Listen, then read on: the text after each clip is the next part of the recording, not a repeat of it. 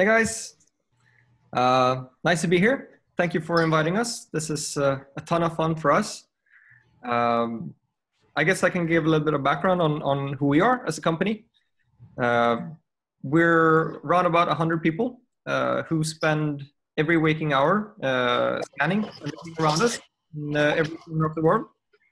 And we're trying to build the world's largest library for artists of scans and tools to make world building as fun and simple and creative as possible. So we've been around for about 8 years, and our core mission has always been to help push the 3D industry forward with new tools to help save time and increase quality in general. And so my name is Teddy Bergsman. I'm CEO and co-founder of Quixel together with Bakar Azim. And I've spent the past 16 years or so shipping away at what eventually became Megascans. And of course, together with my incredibly talented team and colleagues, including none other than Adnan Shomet and Richard Stevenson, who I am proud to have with me today. So before we move on, I also want to give a massive shout out to Magnus Larsson, who is the lead engineer behind the Houdini integration. Unfortunately, he can't be part of this webinar, but he's here in spirit because he helped us prepare kind of all the examples for this webinar. So big shout out to you, Magnus. So we will show you some fun videos of Megascans and Houdini in action. And then we'll dive right into the integration and all of the exciting tools that come with it. We will then end with some Q&A. But first, I'll let my colleagues Richard and Adnan introduce themselves. So Richard, feel free to take the lead. Cool. Hey guys, thanks Teddy. So my name is Richard. I'm one of the tool devs here at Quixel, and I'll be running you guys through a few of the demos that we've prepared, some of the sample content that will hopefully help to explain some of the concepts and show why you should be using the LiveLink tool today in production. Hey guys, my name is Adnan. I'm a technical artist at Quixel, and I helped Magnus develop the Megascans LiveLink. And today I'll be assisting Teddy in answering all the questions you might have about Megascans. So I'd like to preface this by saying that we use a whole lot of Houdini here at Quixel for just about everything. So we're quite excited to finally release our first official Houdini integration, completely open source to the community. And our aim is to make photorealistic environment production with Houdini accessible to power users and beginners alike by combining simple procedural automation tools with a very powerful integration with the Megascans library. To kick this off, I thought that we could have a look at a fun video showcasing a few projects using Megascans and Houdini, actually by some of the talented artists here at Quixel. So let me go and share my screen. So there we go.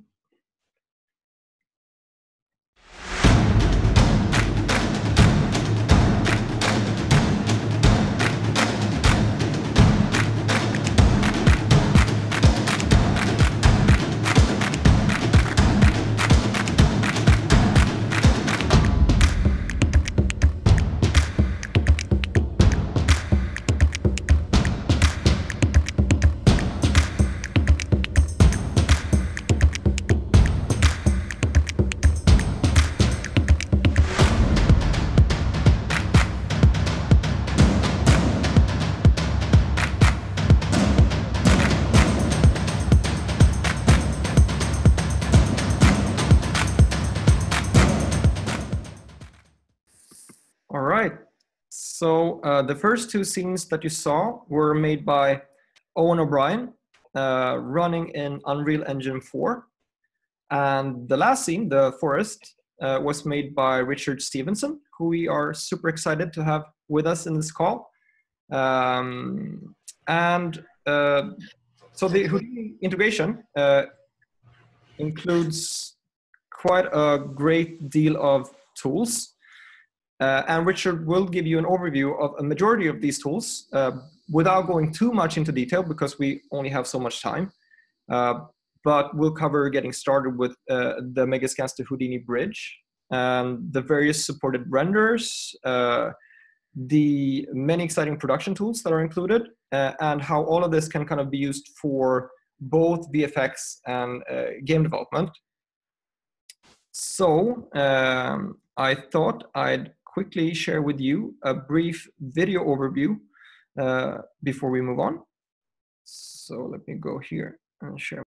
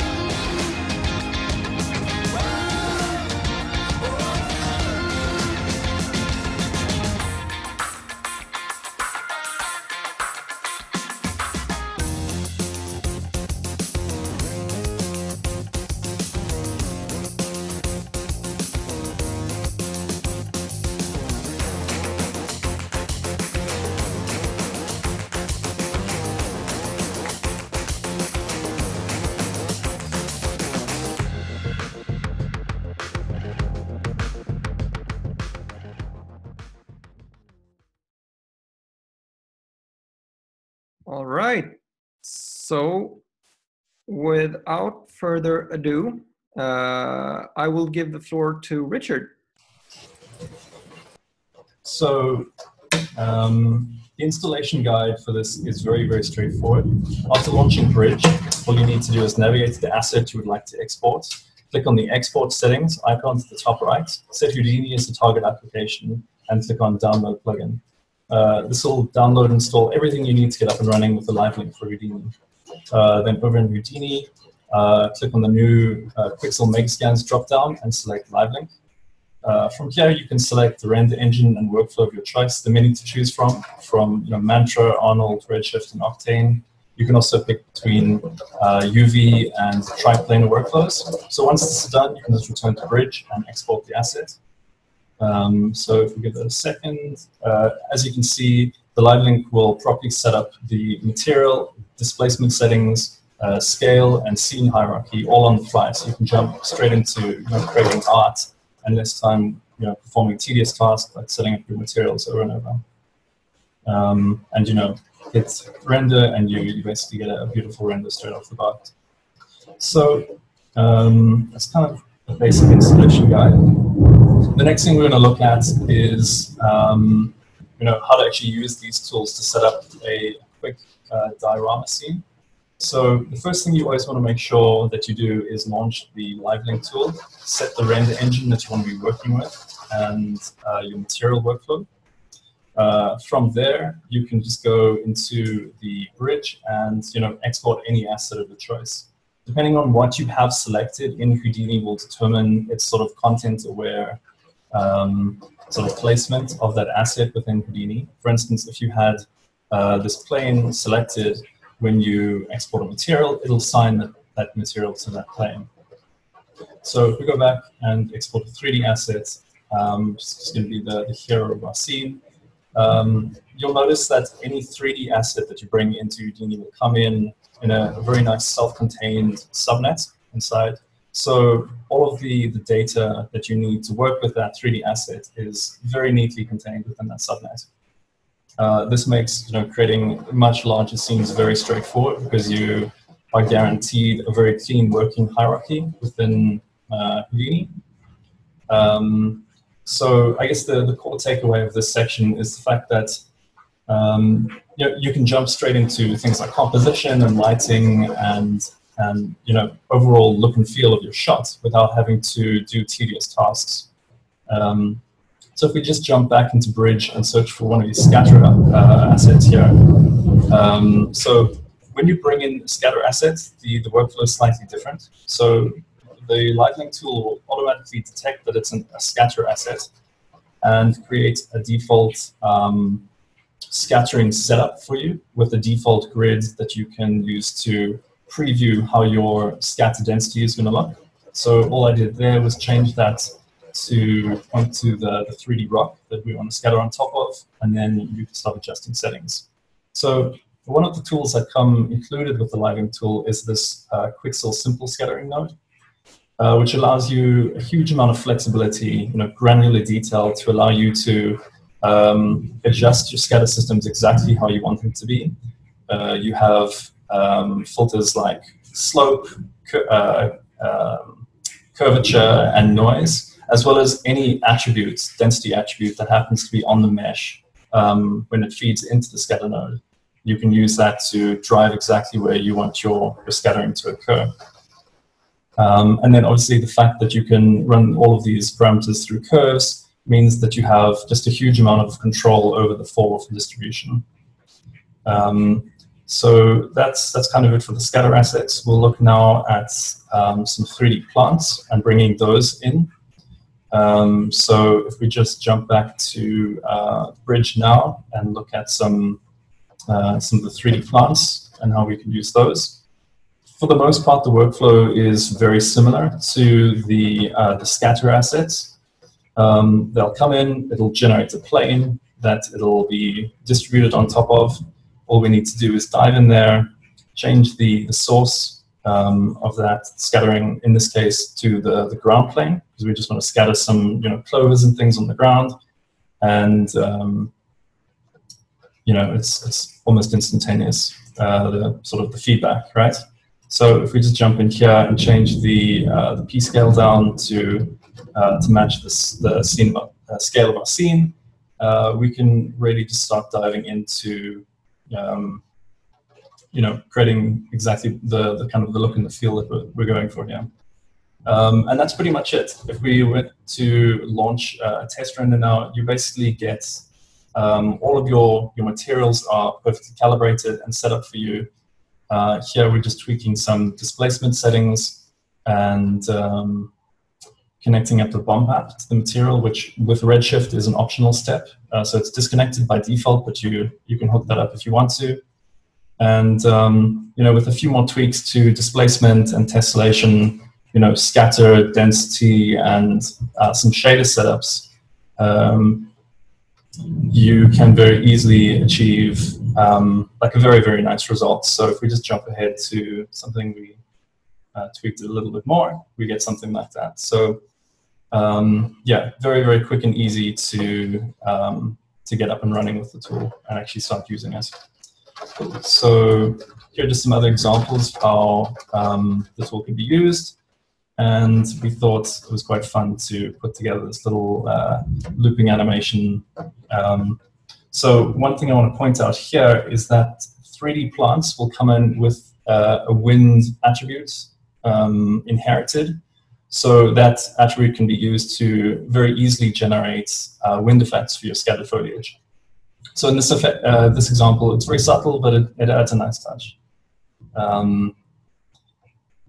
And here's just another example. So slightly more complex, a few more 3D assets that we brought in, but for the most part, the workflow is pretty much identical. It's just bringing in 3D assets, setting up your scatter systems, and painting density attributes, tweaking things, and yeah.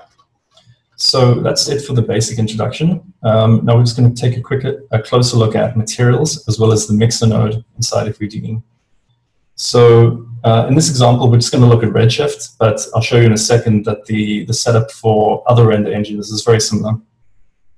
So what we're doing here is just setting up a sort of a ramp attribute, or color attribute that ramps from top to bottom. And we're just going to apply a quick cobblestone material to our test geometry now. So again, always have to make sure that the LiveLink tool is running. And in this example, we're going to be using the triplanar setup and looking at how that works. So within just a few clicks, you have your material fully set up. We launched the IPR, you can see how that's looking. We just need to tweak the displacement a little bit to kind of suit what you're going for, but for the most part, it's all there. So on the Redshift, Quixel triplanar node is another HDA that comes included with the tools. On there, it controls all of the texture outputs, so that's going to be reading everything from disk. And for the triplanar node, you have this blend amount parameter that you can tweak to get a smoother fall-off between each projection axis.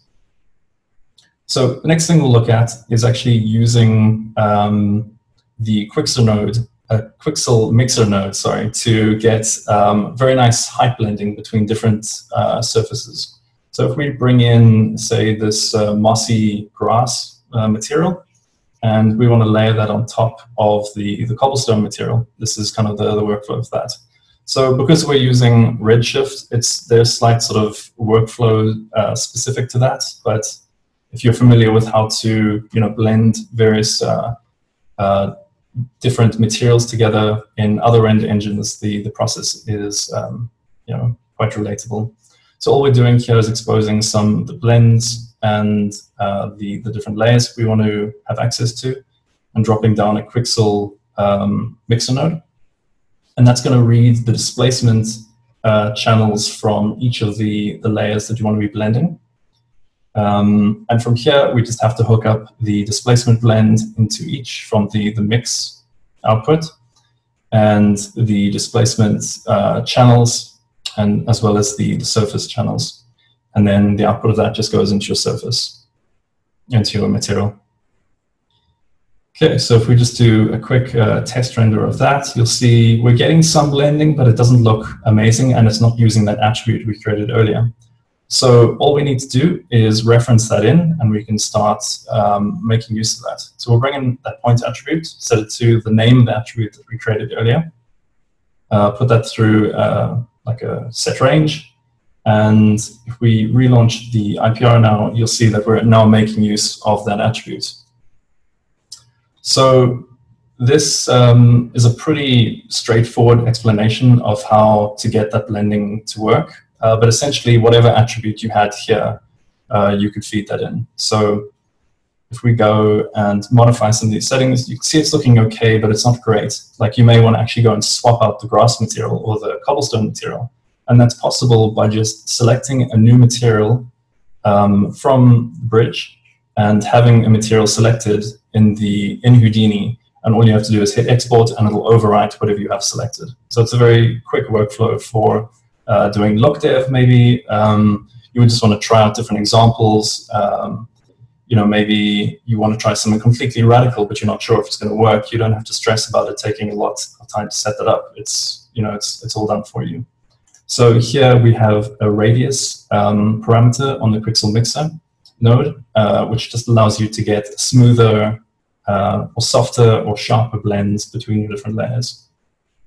Another thing to point out is that these Quixel mixer nodes can be daisy chained together as many times as you want. So you can create very, very complex materials of grass on top of cobble, on top of mud, and so on and so on. So yeah, that's kind of it for materials. And if we go and look at some examples here, so here we're just showing the parity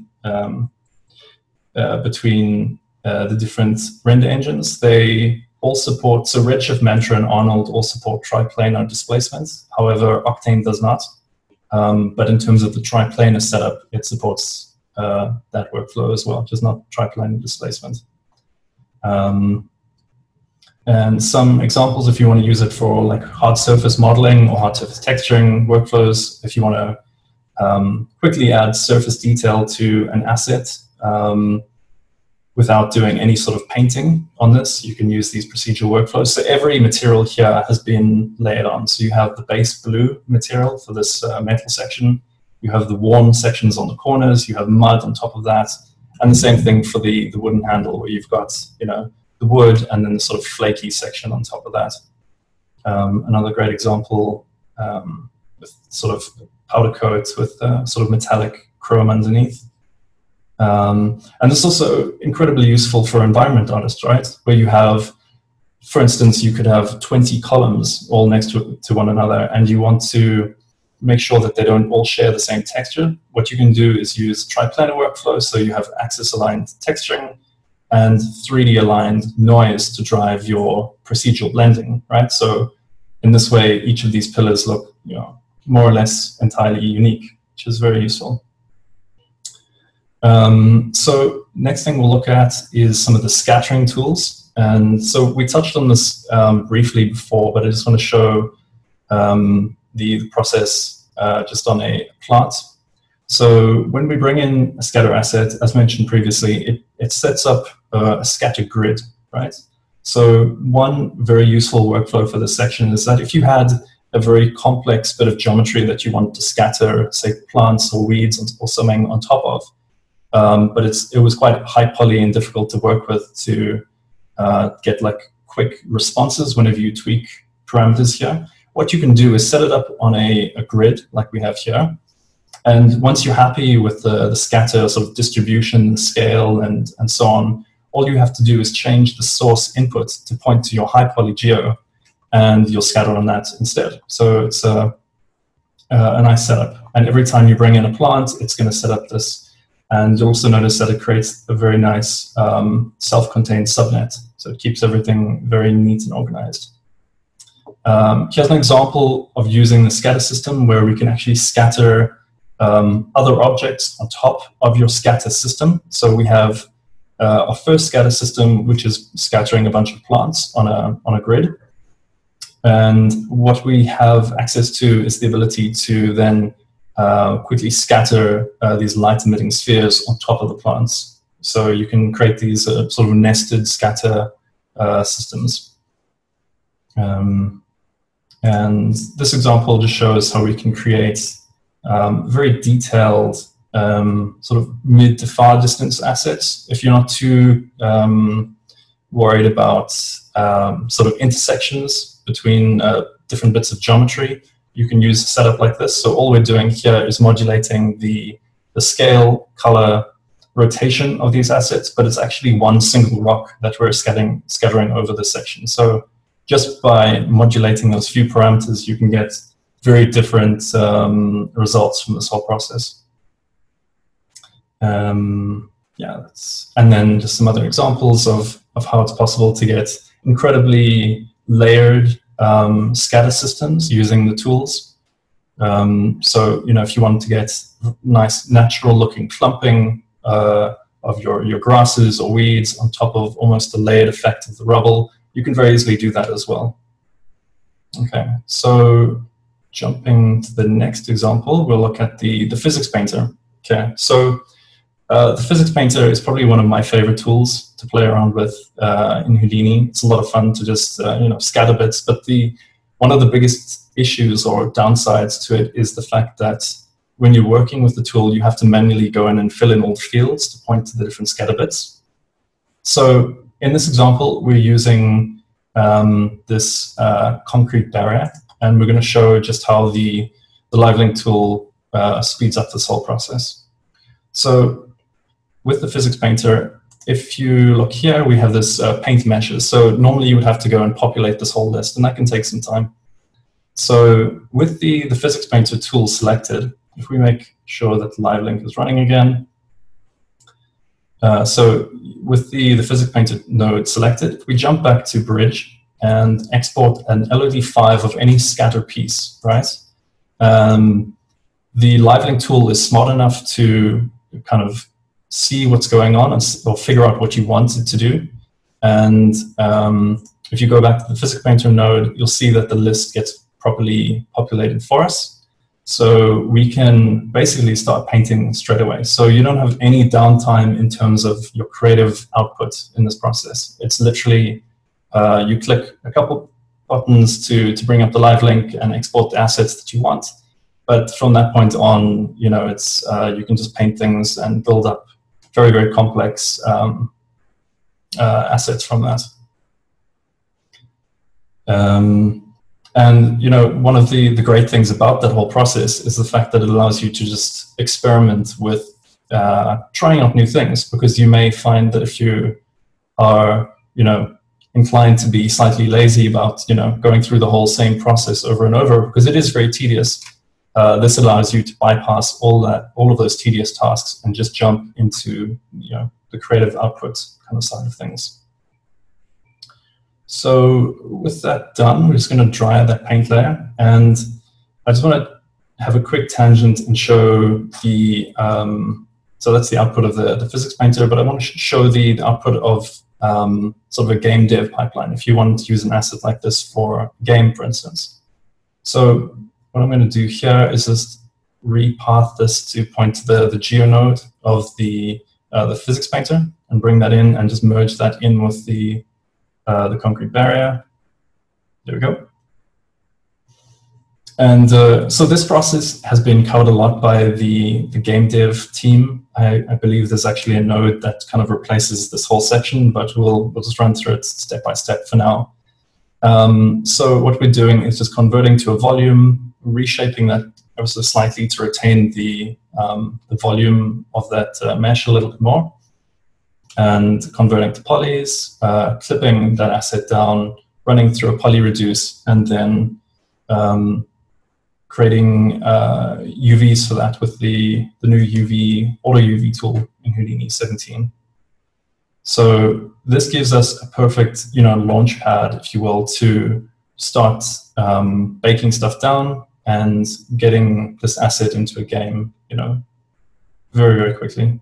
So if we just set a few parameters on this and just bake that down and show you the result. So that's kind of what we get. So top left, we've got an asset that you would traditionally use for like an effect shot or something like that, whereas bottom right, we have our game res asset. And if you look at the wireframe, you know, the game dev asset is, you know, perfect for dropping into a game engine of your choice. And speaking of game side of things in real time, the tool now works flawlessly with the Marmoset toolbag ROP, which is part of the amazing game dev toolset. So, you know, if you are using that, it's just an amazing workflow, because it all the game dev toolset, well, sorry, the Marmoset toolbag ROP now works, you know, perfectly with the live link tool, so you can get very, very quick previews of your assets through there. And you can just get these amazing, you know, real-time renders, which is super cool. But obviously, if you're more FX or non-real-time, then the tool works just as well for you. So the last example that we want to look at is actually how to merge a whole bunch of different assets from the library into one single highly complex structure, right? So we're going to take all of these, so the dead tree stump, the branches, an atlas, and sort of a mossy texture, and create this tree on the right. So to start us off, I'm just going to diagnose or dig through a scene that we've created for this already. And so if we jump into this, you can see it's made up of three main parts, right? So you've got your tree stump, which is this section here.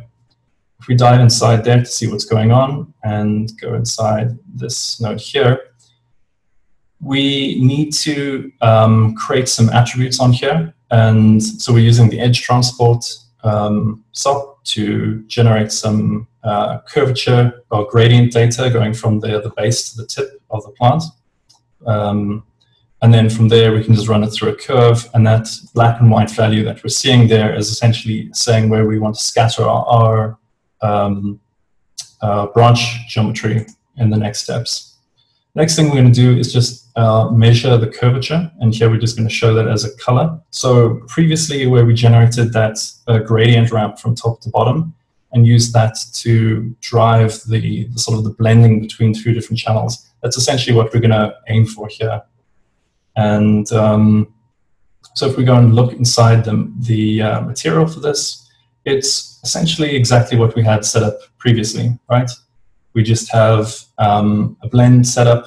We are using Redshift here again, so it's the exact same setup as before. So in this case, maybe we want to replace out the sort of the darker moss that we have in this crevice. So we can just go back to the library, go and find maybe a moss that we think is going to fit a little bit better, maybe this one here, making sure that the live link is enabled or running. We can just hit export, and that's going to go through and replace that, that HDA.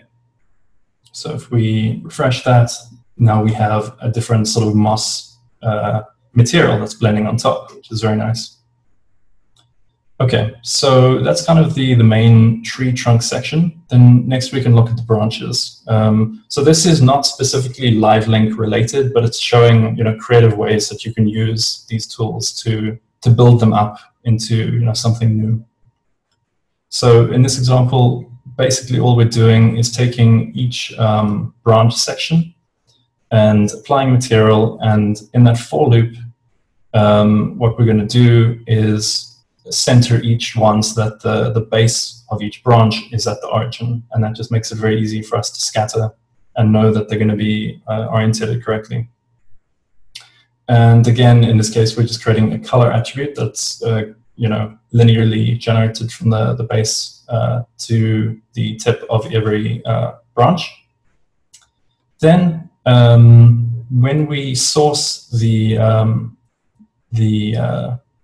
base geometry in that we want to use to scatter the branches, all we need to do is run that through a polyframe to generate new normals for us, so that the branches don't stick out perpendicular to the main branch, but they kind of push in the direction. And we're using that attribute that we created earlier, which was using the edge transport.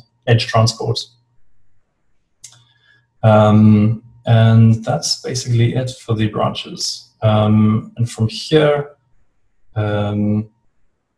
we can look at the atlas setup that we have. So we haven't looked at atlases yet, but let's do that now. So with the atlases, we have a way of dynamically splitting those up into separate chunks and kind of rotating them to like best fit, so that we can plug and play an atlas like that straight into our model, right? So if you look in here, we have the source subnet, and in there we've got an atlas splitter.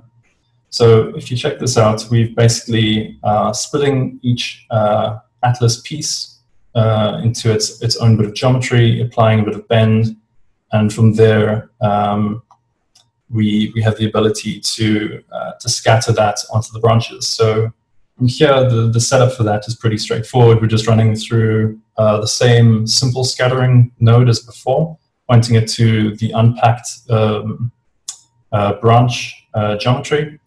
And yeah, that's basically this entire asset kind of created. And the amazing thing is that you can just modify a few seed values, and you would have a completely unique bit of foliage. So that's kind of the examples that I have to show. Thank you so much, Richard. Cool. Great presentation.